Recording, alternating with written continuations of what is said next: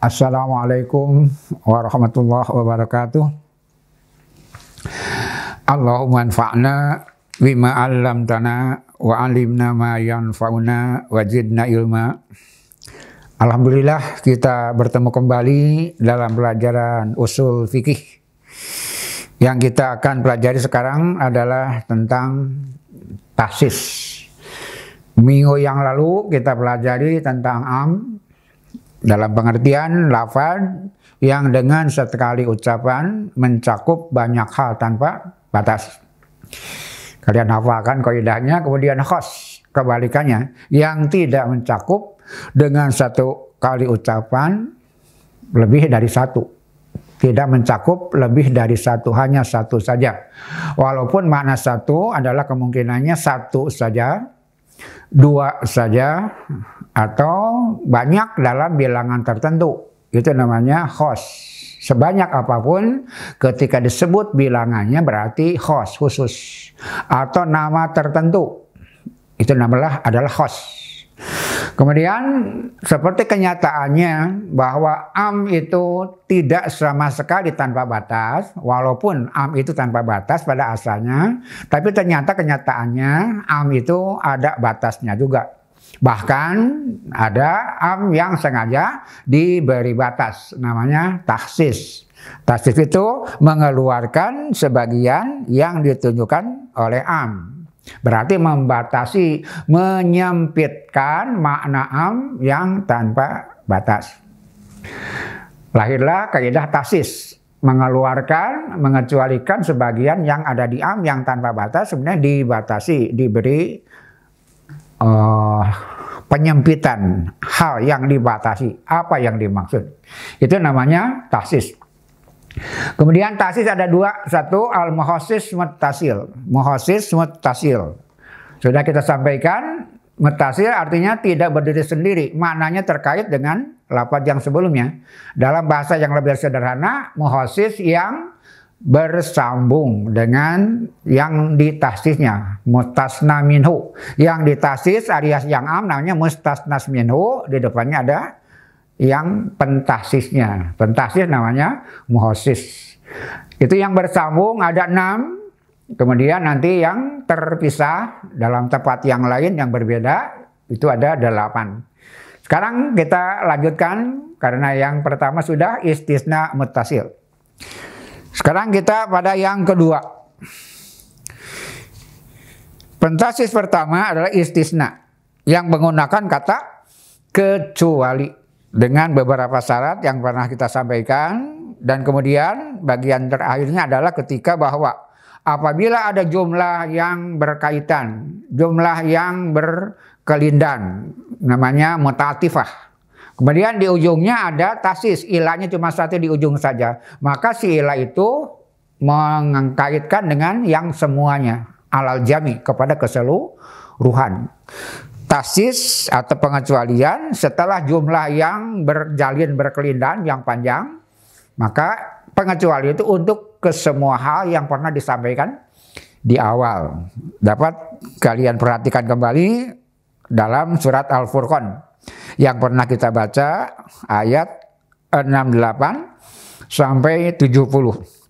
Ada beberapa hal, jumlah-jumlah yang berkaitan, kemudian di ujungnya ada tahsis. Maka ilah dan tahsis itu untuk keseluruhannya. Namanya al-istisna ba'da jumali muta'atifah.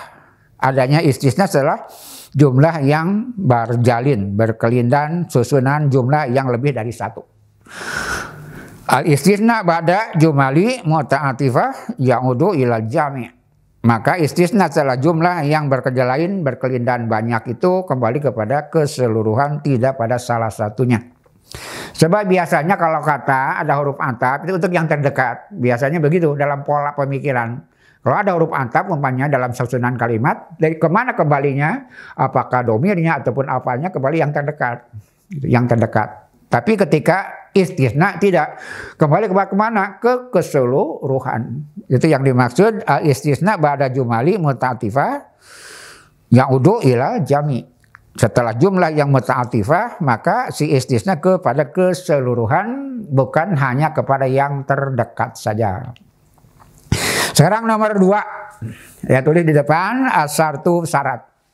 Silakan perhatikan halaman 23. As-syartu minal muhassisat. Syarat termasuk muhassisat.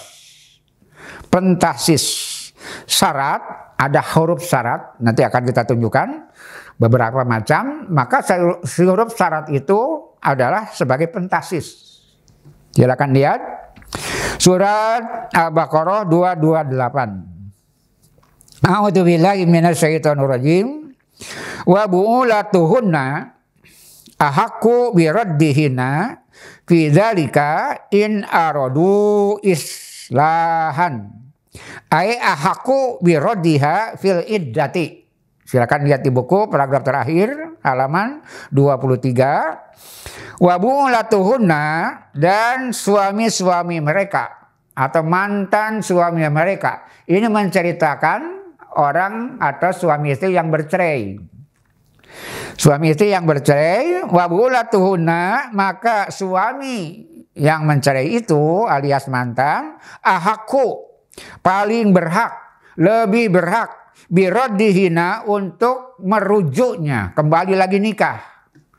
Dia lebih punya prioritas dibanding laki-laki lain. Kalau ada wanita bercerai dengan suaminya, maka sang suami pada masa iddah dia punya hak lebih. Kenapa dia lebih berhak untuk merujuk istrinya? Tapi ada syaratnya. Ini masalahnya. Fi dzalika, dalam masa iddah itu, in aradu islahan. Kalau dia berniat untuk islah. Suami, mantan suami punya hak lebih untuk menikahi sang mantan istrinya itu dibanding dengan laki-laki lain apabila niatnya untuk islah, untuk perbaikan. Kapan mantan suami punya hak lebih untuk menikahi wanita yang mantan istrinya? Ketika dia berniat mengadakan perbaikan.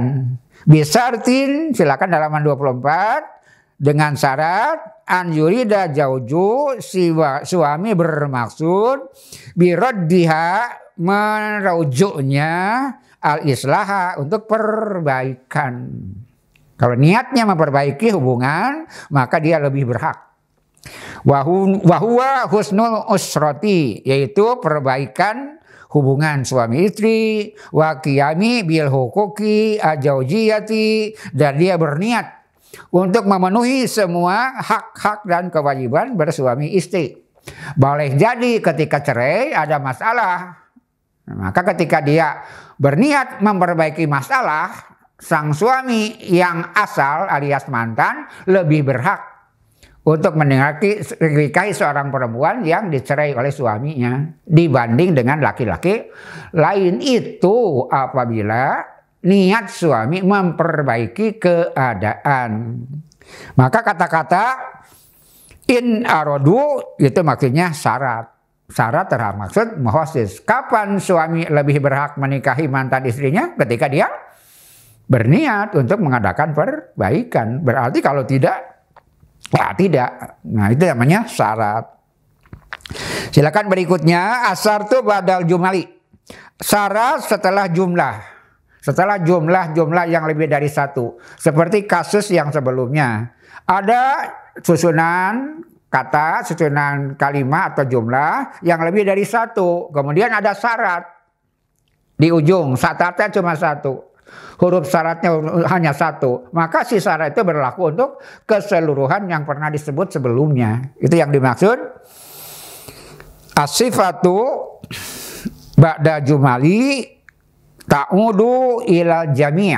Silakan lihat. Sifat setelah jumlah ta'udu kembali ilal jami', kepada keseluruhan. Apabila sebelum huruf syarat itu ada lebih dari satu susunan kata alias jumlah, maka pengembalian syarat itu kepada keseluruhan, tidak kepada salah satunya. Nah, contohnya dalam kalimat yang biasa, akrim bani tamimin, muliakan bani tamim, wa ahsin ila bani abil muthalib kemudian berbuat baiklah kepada Bani Abdul Muthalib, turunan Abdul Muthalib. Wahla ala ahli Yaman. Kemudian, mohon maaf, saya salah baca. Yang di atasnya, mohon maaf. Yang berurusan sifat. Yang di atasnya, akrim Bani Hasimin, paragraf kedua, muliakan Bani Hasim, wasin ilal ulama'i, berbuat baik kepada para ulama, wahla ala syu'ara, berilah hadiah para penyair. Kemudian inja'uka, nah apabila datang kepadamu, muliakan Bani Hasim, berbuat baiklah kepada para ulama, berilah hadiah para penyair, inja'uka, syaratnya cuma ujung satu, inja'uka, apabila mereka datang padamu. Siapa? Yang sebelumnya semuanya. Jadi kalau diurai, muliakanlah Bani Hasim apabila datang kepadamu, gitu. Berbuat baiklah kepada ulama apabila mereka datang padamu. Kemudian berilah hadiah para penyair apabila kembali kepadamu. Jadi syarat yang di ujung itu injauka, berjalan atau berguna, bermanfaat untuk keseluruhan. Berikutnya wattafaku, sepakat para ulama ala wujubil ittisal, asyarti, wajibnya bersambung syarat bil kalami dengan kalimah. Syarat yang ada di ujung itu harus bersambung dengan kalimat sebelumnya, tidak boleh terselang oleh kata-kata yang lain. Li'annahu fudlatun, karena dia fadlah, tambahan. La yatakilu bin nafsihi, tidak berdiri sendiri. Jadi syarat itu tidak berdiri sendiri, dia terkait dengan kalimat jumlah sebelumnya. Itu sebabnya harus bersambung. Sekarang nomor 3, sifat. As-sifatu minal muhassisat. Sifat masuk juga kepada muhassis. Kalau tadi syarat, sekarang sifat. Sifat pun jadi pentahsis. Faidah kulta, apabila engkau berkata, ja'a rojulun, telah datang seorang laki-laki. Sa'adha fi rijalin, maka dia berlaku untuk semua laki-laki. Datang seorang laki-laki, siapa? Siapa saja, asal laki-laki. Kenapa? Karena tanpa sifat. Faidah kulta, apabila engkau mengatakan tawilun, nah tawilun itu tinggi, datang seorang laki-laki, itu siapa saja, bebas. Tapi tawilun, dojalun, rajulun, tawilun, laki-laki yang posturnya jangkung. Yang datang hanya yang jangkung saja. Maka kata-kata yang tadi tanpa batas jadi terbatas, yang datang adalah yang jangkung saja. Iqtadha dzalika tasison, maka fungsi sifat itu jadi taksis.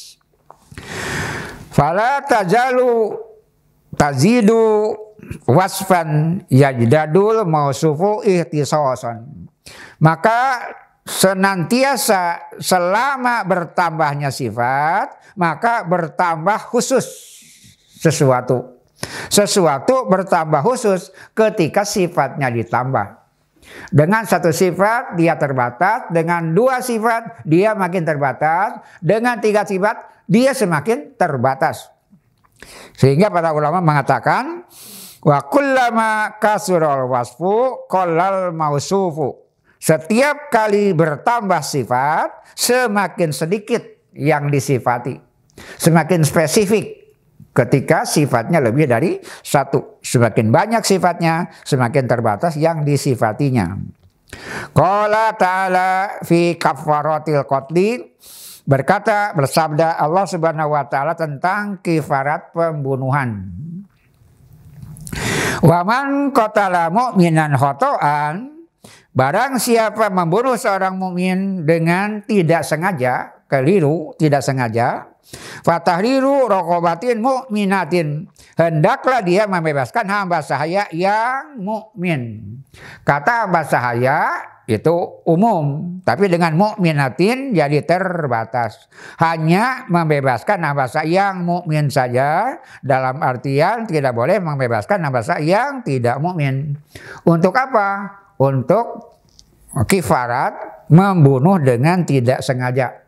Membunuh dengan tidak sengaja kifaratnya hamba sahaya yang mukmin.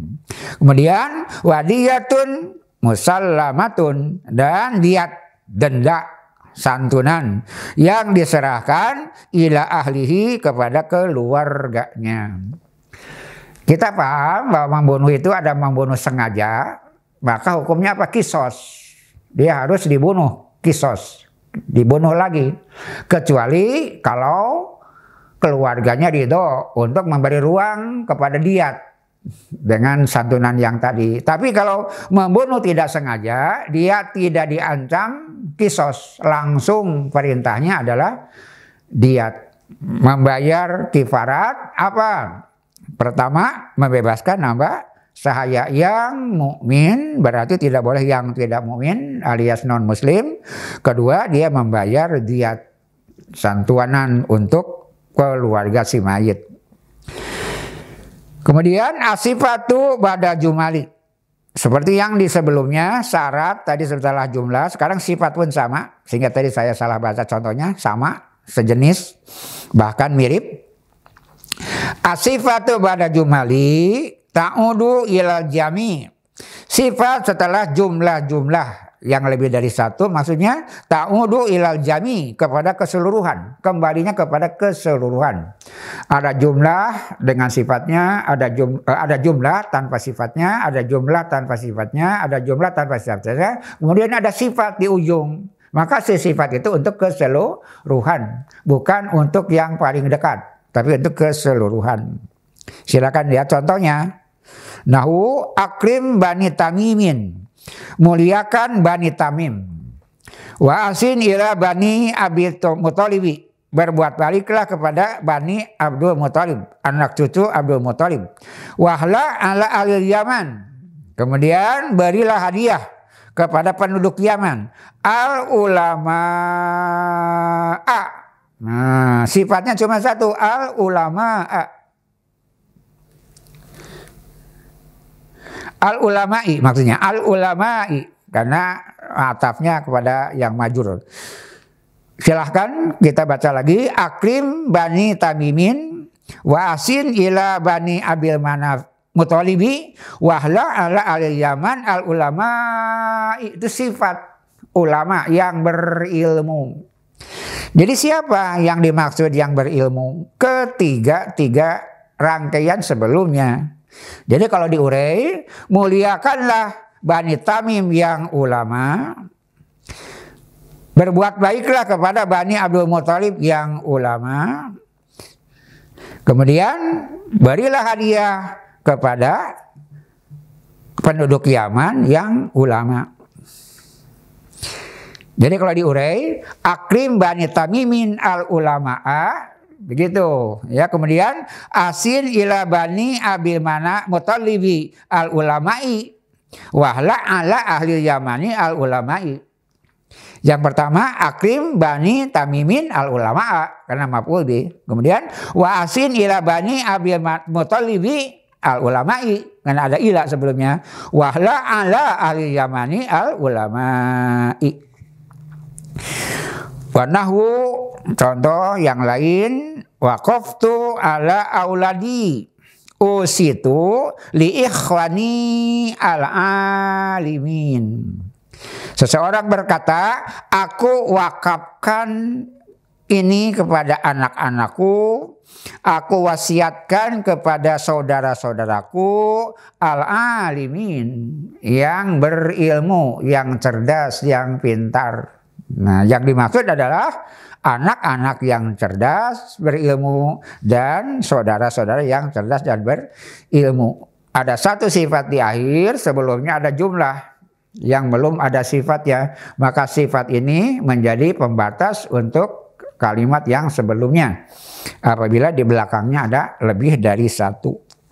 Keempat, barusan yang ketiga sifat. Yang keempat, al-goyatu, goyah. Silakan lihat, goyah itu batas. Kita lihat contohnya, al-goyatu minal muhassisat. Goyah termasuk muhassis.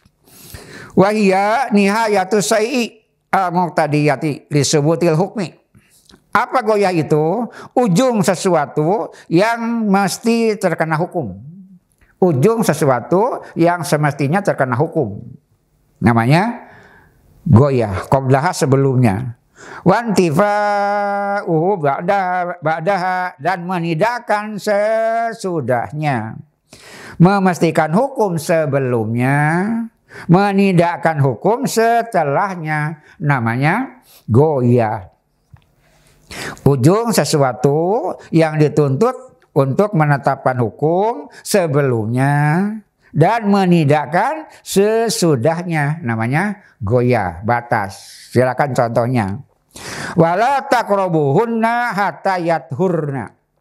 Janganlah para suami mendekati, maksudnya menggauli dalam tanda petik suami istri, hatta yathurna, sampai mereka suci. Janganlah seseorang suami menggauli istrinya yang sedang haid sampai dia suci. Hatta itu namanya goyah.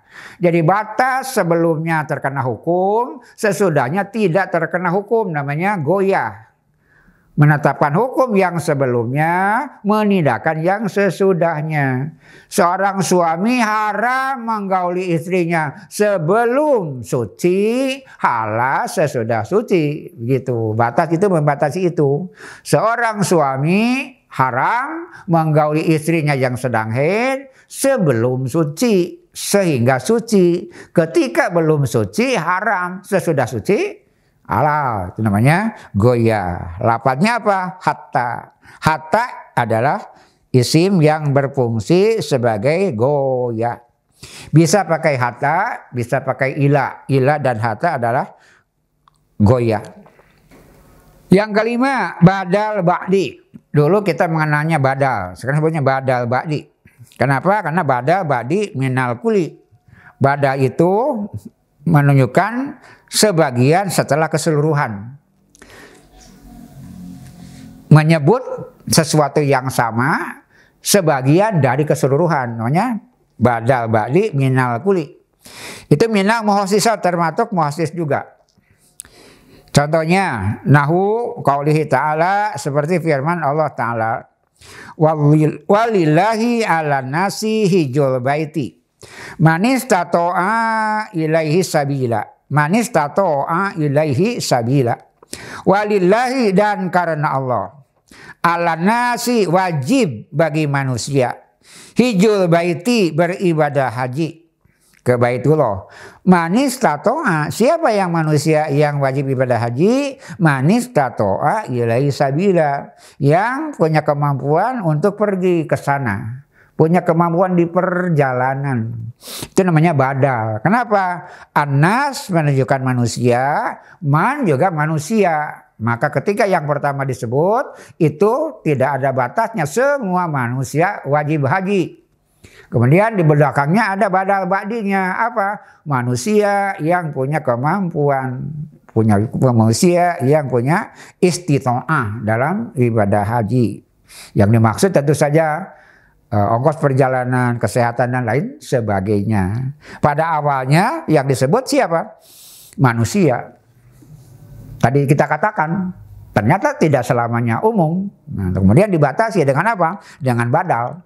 Apa badalnya? Manis tato'a ilahi sabila. Man itu badal dari annas. Berarti yang wajib ibadah haji pada asalnya disebut semua manusia. Ternyata dengan disebut badalnya menunjukkan dibatasi kepada orang-orang yang punya kemampuan di perjalanannya. Itu yang kelima, badal ba'di. Yang keenam, sekarang yang keenam, al-halu. Al-halu minal muhassisat. Hal termasuk muhassis. Kita tahu dalam i'rab apa hal itu?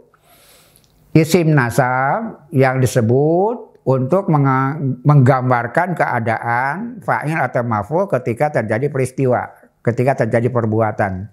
Ismun mansubun yudgaru li bayani hayatil fa'il awil maf'ul hina wuqu'il fi'li. Isim nasab yang menerangkan keadaan si pelaku atau objek ketika perbuatan terjadi, itu namanya hal.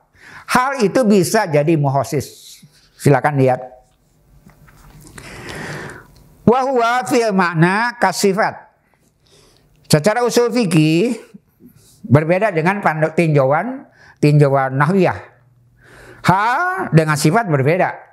Kalau hal nasab, kalau sifat tawabi, ikut kepada mausufnya. Tapi secara makna sama. Wa huwa fil makna kasifat. Hal secara makna sama dengan sifat. Fungsinya sebagai muhosis, sama seperti sifat. Walaupun hal dengan sifat berbeda dalam kaitan i'rab, tapi dalam fungsinya maknanya sama. Apa? Bisa menjadi pembatas, bisa jadi mukhassis. Kasifah li'anna kaulaka, karena seperti ucapanmu. Akrim manja'aka rokiban. Rokiban itu hal. Muliakanlah orang yang datang padamu berkendaraan. Datang kepadamu berkendaraan. Kata berkendaraan menerangkan keadaan fa'il ketika datang. Yufidu tasiso al-ikrami, menunjukkan pengkhususan ikram, pemuliaan, biman tasbutulahu sifatu rukub, bagi yang tetap dalam sifat berkendaraan. Sifatnya berkendaraan, halnya berkendaraan juga. Berkendaraan jadi pembatas untuk menghormati orang yang datang. Maka fungsi hal dan sifat sama. Walaupun dalam nahwiyah tadi sampaikan itu berbeda. Kalau sifat itu tawabi mengikuti mausufnya, kalau hal itu nasab. Tapi dalam fungsi secara usul fikih sama. Fungsinya apa? Kedua-duanya menjadi muhassisat, pembatas, pemberi pembeda, atau memberi titik yang membedakan. Pada asalnya tanpa batas, diberi batas. Asalnya sangat luas, dipersempit. Nah, itu namanya muhassis. Maka hal dan sifat berfungsi sama sebagai muhassis.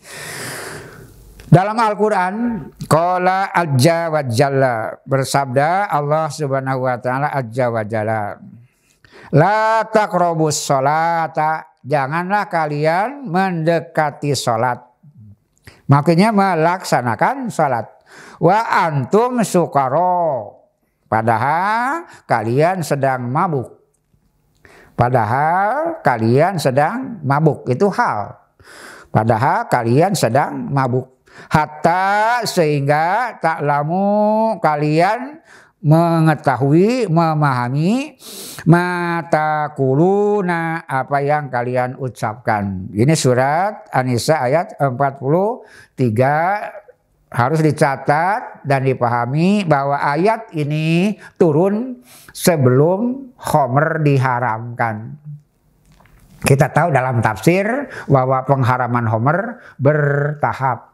Salah satunya ada periode tidak atau belum diharamkan, tapi jangan dekat ke waktu sholat sehingga orang mabuk ketika sedang sholat. Pada asalnya begitu, itu dalam satu periode yang pada akhirnya nanti diharamkan sama sekali.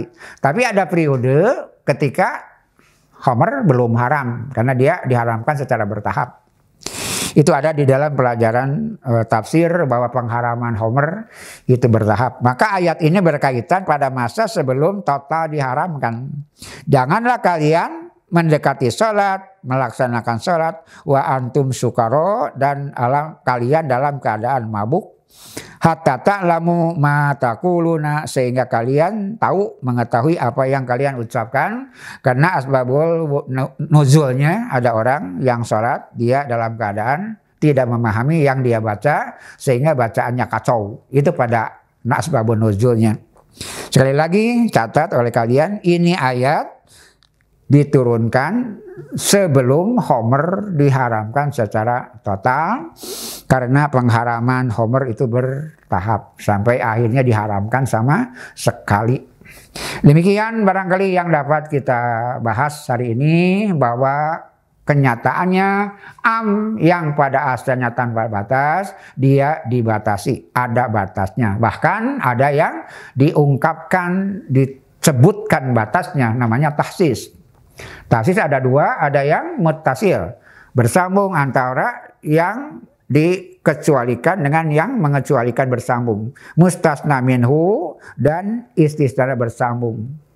Artinya yang am dan khususnya pada kalimat yang sama. Maka bentuknya ada 4, ada 6. 1 istisna muttasil, sederhana, apa artinya? Pengecualian, ada kata-kata ilah. Kedua syarat, ketiga sifat, keempat goyah, kelima badal ba'di, dan yang keenam hal. Inilah mukhassis muttasil, mukhassis yang bersambung dengan mausufnya, bersambung dengan mustasna minhunya. Insya Allah kita lanjutkan dalam pelajaran berikutnya tentang tahsis munfasil, insya Allah. Demikian, semoga kita selamanya diberi kesehatan dan punya kemampuan untuk mengikuti proses belajar secara ini, dan ketika ada masalah silakan dihubungi lewat wali kelas atau dengan cara yang lain supaya bisa kita ulang apabila ada hal-hal yang kalian anggap belum jelas. Sekian, terima kasih. Rabbana atina fid dunya hasanah wa fil akhirati hasanah wa qina adzabannar. Aqulu qouli hadza wa astaghfirullah li wa lakum wa afu minkum. Wassalamualaikum warahmatullahi wabarakatuh.